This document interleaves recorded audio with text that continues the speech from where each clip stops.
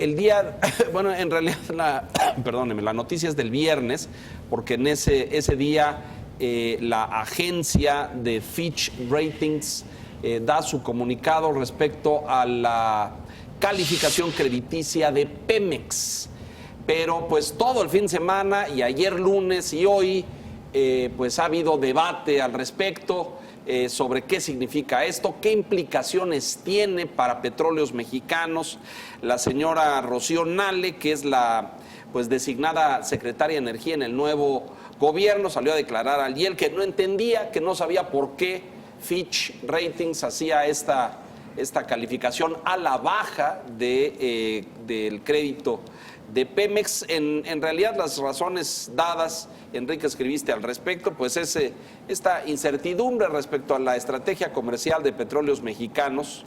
La señora Rocío Nale ha dicho que va a haber una inversión de 70,000 millones de pesos extras para frenar la caída de la producción el año entrante, en el 2019. Pero esto lo relacionamos, para conocer su análisis y su input al respecto, con una noticia de hoy donde dice que Pemex va a comprar crudo en el extranjero. Va a comprar, y se especifican las cantidades y todo, va a traer crudo, porque pues a lo mejor el que estamos produciendo ya no alcanza. Quiero suponer que ese crudo estaría destinado a las refinerías que tenemos aquí adentro, porque pues, si no, ¿para qué traemos crudo, no? Ay, me choca este análisis. Y respondió, exactamente, eso respondió el señor presidente electo Andrés Manuel López Obrador. Ahí ya lo pusiste. Le chocó, dijo, me choca. Me choca, son unos cinicazos los funcionarios de Pemex. ¿Qué pasa? Empecemos con la compra de crudo. ¿Qué es lo que pasa? México está dejando de producir crudo ligero. Exacto. Y tenemos un sistema de refinación diseñado básicamente para producir gasolina sobre la base de crudo ligero. Para que la gente lo entienda, se trata de ollas donde se cuece el crudo, y hay unas que son apropiadas para un crudo menos denso. Ya hemos platicado aquí, Mauricio lo ha explicado muy en detalle. El crudo denso es como chapopote, y no tenemos refinerías adecuadas para producir gasolina y otro tipo de derivados sobre la base de ese chapopote. Entonces, para poder poner a operar las refinerías, necesitamos comprar volúmenes de crudo que permitan usar las refinerías. Son 4 volúmenes, 4 entregas de 380,000 barriles más o menos cada uno. Hacen 1,400,000 barriles, poniéndolo en números redondos, con objeto de poder optimizar el uso del sistema de refinación. Bueno, López Obrador dice que esto es prueba del desastre.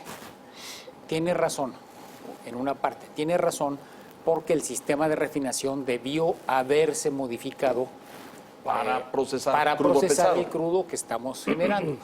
Y eso no se hizo. Se hizo mal, parcialmente. Se hizo mal, esquemas de corrupción, ineficiencias. En los últimos 15 años, no es ni siquiera esta administración, son los últimos 15 años. Se empezó con varias refinerías como Cadereyta, una empresa coreana fue la encargada de hacer el proceso de adaptación de la refinería en Nuevo León, no funcionó. También hay otros casos como el de Coatzacoalcos, no funcionó, en fin. Tula, que tampoco funcionó. Pero digamos que, dadas las circunstancias que hay ahora, una decisión racional que está tomando Pemex es, bueno, vamos a comprar crudo del que no producimos para poder optimizar el sistema de refinación. Y bueno, la respuesta muy empática, muy visceral del presidente electo fue en este sentido. Me choca esta circunstancia. Pero ahí, nada más para ponerlo en claridad para el público, no hacer esta decisión que calificas de racional por parte de Pemex significa pues parar las refinerías, ¿no? No como pararlas, han estado ocurriendo. Usarlas de manera mucho más parcial, como ha estado ocurriendo. Están operando a la mitad. E importar la gasolina, ¿no? Que lo hacemos en grandes cantidades, ¿no? 70%. Así es. Ya es 70% de nuestro consumo de gasolina lo que estamos importando. Y no es la primera vez que se hace una operación de compra de crudo ligero. Ya en el pasado se habían dado algunas operaciones, básicamente porque incluso hay una prohibición expresa en Estados Unidos desde hace décadas de exportar crudo. Pero pues con alguna licencia que se dio, se empezó a hacer algunas operaciones en las que México intercambiaba crudo pesado a cambio de gasolina. Crudo ligero, para que operar en para las que a su vez refinerías. podamos refinarlas en nuestras refinerías, ¿no? Entonces, yo considero que más bien es algo racionalmente positivo, Traer el crudo. traer ese crudo ligero.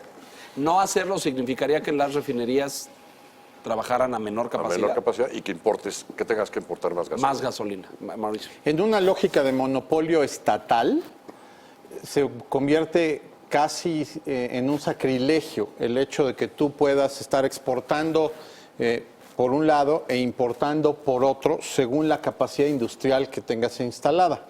En una lógica de economía de mercado energético abierto, En la que estamos. cada componente de la macro cadena energética tiene que tomar la decisión que resulte más óptima para lo que está buscando.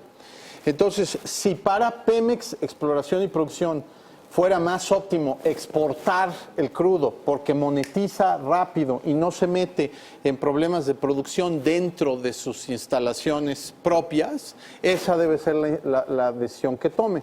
Si para Pemex Transformación Industrial es más óptimo o producir ligeramente menos porque no le están dando el crudo que puede procesar, o importar crudo con ciertas características ligeras, menos carbón, más hidrocarburo, más bueno, el azufre ahí dependerá del crudo, pero digamos, ahí eso es lo que tiene que hacer. Entonces, no es... En aras de hacerlo más rentable. En áreas de hacerlo más eficiente Más para el el proceso. sistema que tienes instalado. Lo que decía Quintana tiene razón, porque en el ideal de las cosas, toda nuestra capacidad de refinación debió hace 25 años Mutar. irse transformando gradualmente de refinerías solo dedicadas a crudo ligero, que es lo que producíamos hace 50 años, Ajá. a crudo pesado, Que es lo que sacamos que es ahora. lo que hoy estamos mayoritariamente produciendo. Quisiera recordar durante cuántos años se ponía en el presupuesto un precio del petróleo. Sí. Y si el precio del petróleo estaba más alto, pues había excedentes del petróleo. ¿Y qué se hacía con ese recurso excedente? Lo racional hubiera sido invertirlo o en más exploración Sí, pero no se hizo. o en reconversión de refinerías. Se repartió en los estados. Se desde repartían Vicente en los Fox. estados y con Sí. eso se hicieron estados de béisbol, Sí. mejoraron algunas plazas De públicas. béisbol. De béisbol, y de otras en cosas. Chihuahua. Y otras cosas. Y otras cosas. A ver, pero entonces... Un despilfarro, un desastre. un desastre. Fitch Ratings y la calificación a la baja del crédito de Pemex. Fitch lo que hace, como las otras calificadoras, hay tres grandes que son Fitch, Standard & Poor's, Moody's. Son las tres grandes. Lo que hacen normalmente es observar de lo que están calificando, se trate de bonos soberanos o, como en este caso, de bonos emitidos por una empresa del Estado como es Pemex, analizar la capacidad de pago, es decir, cuáles son los flujos de gastos y de ingresos previsibles de la empresa. Y lo que Fitch presenta no es una modificación de la nota, porque se ha malentendido. Fitch no bajó la nota No de la la bajó. deuda mexicana, La puso en bajó la revisión. perspectiva. Correcto. O sea, la Es decir, ratificó la calificación. Lo ratificó la calificación. Yo he puesto el símil, es una tarjeta amarilla. Es como cuando el árbitro le saca una tarjeta amarilla a un jugador. No lo está expulsando, sigue en el terreno de juego, pero ya le puso una advertencia. Cuando se baja la perspectiva es algo equiparable. Fitch lo que analiza es que, considerando los flujos que vienen tanto en ingresos como en gastos, le preocupa la capacidad de pago de Pemex para servir a los bonos que ha emitido, a la deuda tanto en moneda extranjera como en moneda nacional en los próximos años. Evaluación que está justificada. Totalmente, porque percibe que, por ejemplo, en el caso de la refinería de Dos Bocas, hay una inversión de 160,000 millones de pesos que tendría que hacerse en los próximos 2 o 3 años, de acuerdo a los pronósticos del equipo de transición.